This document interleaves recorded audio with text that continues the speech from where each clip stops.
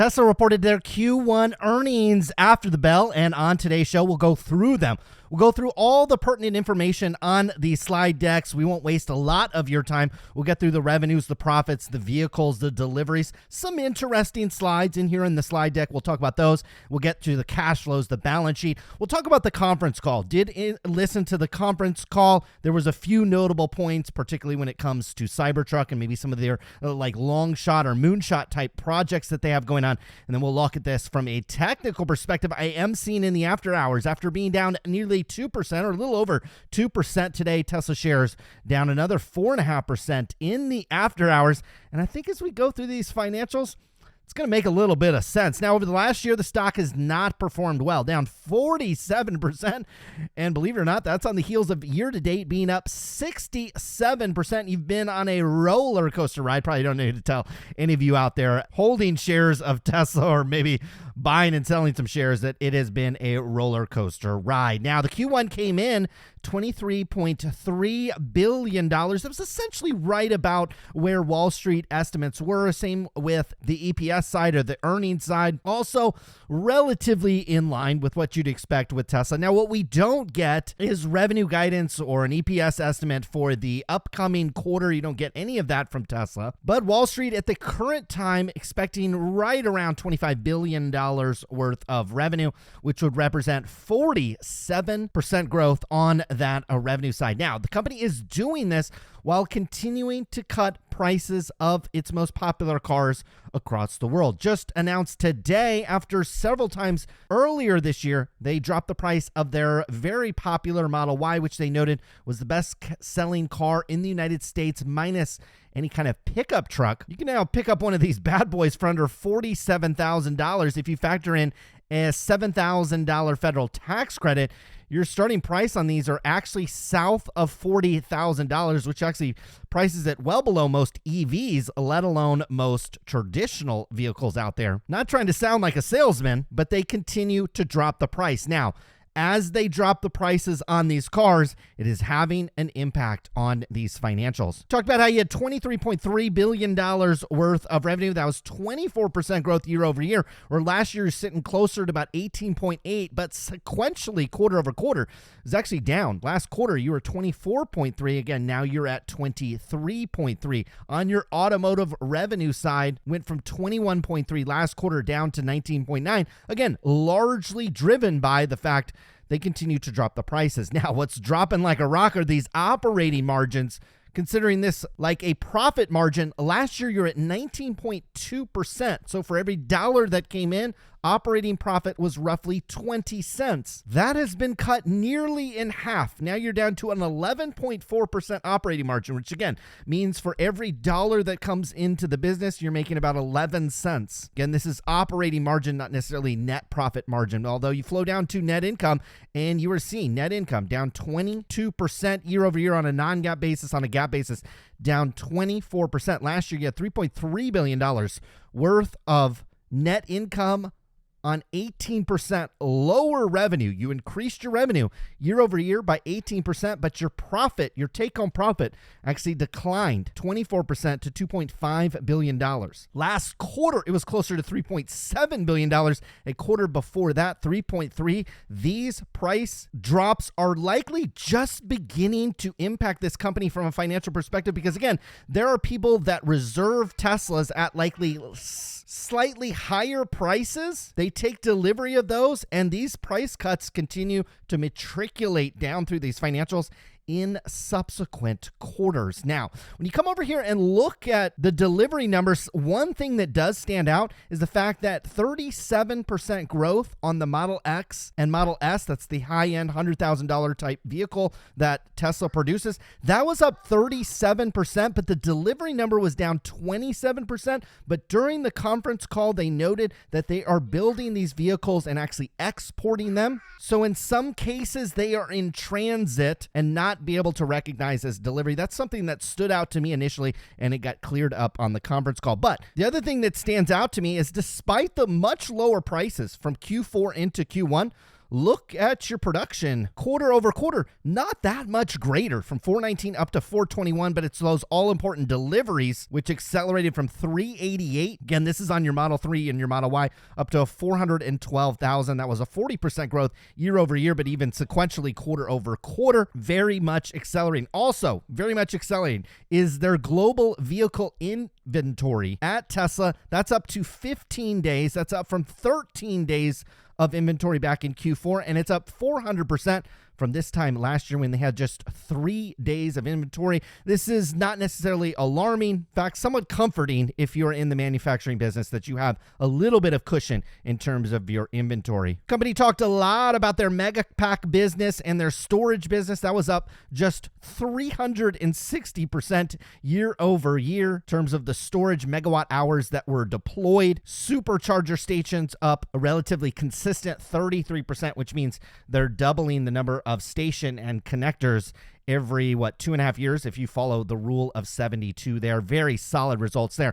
Probably the most interesting slide in the Tesla slide deck was the fact that they have their own kind of content or customer relation management system, managing different things like the supply chain, manufacturing, their products, and their services. And they built this in-house, and they say it takes away solutions that are provided by CRM, ERP, and other software integration companies out there. And I just thought, not necessarily interesting from a Tesla investor standpoint, but maybe is one of the reasons why we haven't been super bullish on Salesforce over here, is the fact that, Elon Musk is very inspirational to other executives because they see what he does and the wealth that he's produced. And a lot of them, including Mark Zuckerberg, is following his lead on firing people and charging people for blue check marks. Well, guess what? In 12 months, there's going to be a lot of other companies building their own operating system in stack, although a lot of companies have already done that. Now, a little deeper look when it comes to the financials of the company. Again, $23.3 billion worth of revenue. It was higher year over year. Sequentially, we have seen a drop there. Gross profit slipped to $4.5 billion, a number we haven't seen that low since Q2 of last year. Q1 of last year, a year ago, it was basically $1 billion higher. Even last quarter was up at $5.7 billion. Now, all the way down to $4.5 billion on that gross profit side. A lot of talk about that energy and storage business. About $1.5 billion worth of revenue there, about $1.36 billion in cost. So as we've seen over the last several quarters, a couple $100 million of gross profit coming from that business. The service business coming in at about $1.8 billion worth of revenue and about $1.7 billion in cost, slightly lower margins on that business. But again, profitable from an operating or at least a gross profit perspective. Now, what's impressive about Tesla, we actually wish a lot of companies would do this, is they've controlled their operating expenses extraordinarily well. Quarter over quarter, you went from $1.9 billion in operating expenses, roughly flat. Year over year, down slightly. So, despite the fact you grew your revenues 24%, year over year over at Tesla, your operating expenses were actually down a little bit. So the company has done a nice job, and they can probably survive this time frame where they're going to produce lower margins on their vehicles. Flowing into a balance sheet, the company has plenty of cash, okay? Tons of cash, very few liabilities, really nothing to be concerned about from a balance sheet perspective, at least in the shorter term. From a cash flow perspective, what I am seeing is the company is now operating basically cash flow neutral, if you will. Operating cash flows came in at just $2.5 billion, which is very much lower than a year ago when you were closer to $4 billion. Last quarter, you were at $3.3 billion. So you went all the way down to $2.5 billion of operating cash flow. This is the cash flow that Tesla generates just operating their business. They spent about $2 billion on capital expenditures. This is expanding the gigafactories and their manufacturing capabilities. They're on we'll call it a $1.7 to $2 billion run rate on capital expenditures. So the fact that they generated just $2.5 billion of positive cash flow might have some investors concerned just a little bit. Now, the company hasn't had a need for financing activities like borrowing money or anything like that. They're not doing any kind of stock buyback or any kind of a dividend. And so there's a very little use of cash down there. All in all, you burned through about $154 million in cash operating the business over the last year. Now, just broadly, I think this changes the investment thesis into Tesla, yes, you are going to have industry leading, if not industry demolishing type revenue growth. And at one time, they back that up with industry leading net margins, operating profits. And while they still have the highest and most impressive operating margins and gross margins in the vehicle category, continuing